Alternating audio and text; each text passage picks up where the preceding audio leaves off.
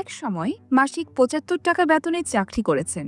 এখন ৯৯টি বাড়ির মালিক তিনি, আর ১০০ কোটির জমিও তার রয়েছে। তিনি আর কেউই নন, বলিউডের সঙ্গীত শিল্পী মিকা সিং। কিন্তু কিভাবে নজির গড়লেন তিনি? কোনো ব্যক্তির একটি বাড়ি থাকতে পারে, আবার কখনো কখনো বাড়ির সংখ্যা ৩-৪টিও হতে পারে। তবে নাম যদি সঙ্গীত শিল্পী মিকা সিং হয়, তাহলে সেক্ষেত্রে চমক তো থাকতে পারে। শোনা যাক বি টাউনের জনপ্রিয় এই সঙ্গীত শিল্পীর মুখ থেকেই সেই গল্প।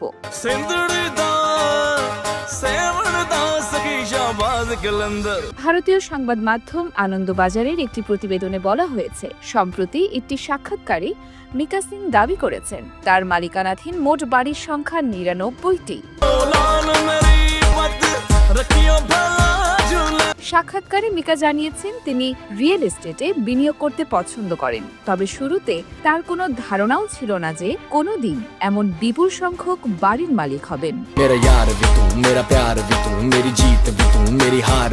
মিকা বলেন, আশা করি সংখ্যাটা কোনোদিন ১০০ পেরিয়ে যাবে। যখন শুরু করি তখন আমার বেতন ছিল ৭৫ টাকা। তখন খুব বেশি কিছু ভাবিনি, কারণ সেই সময় ওই টাকাটাই আমার কাছে অমূল্য ছিল।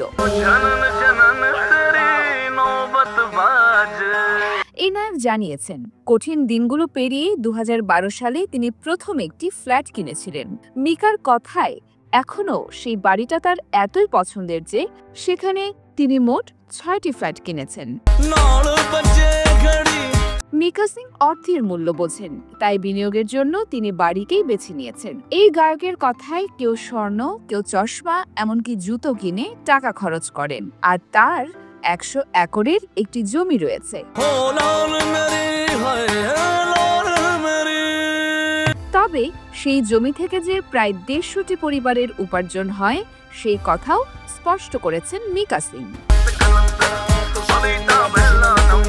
Your Mashayer Jahan, Deshkal news.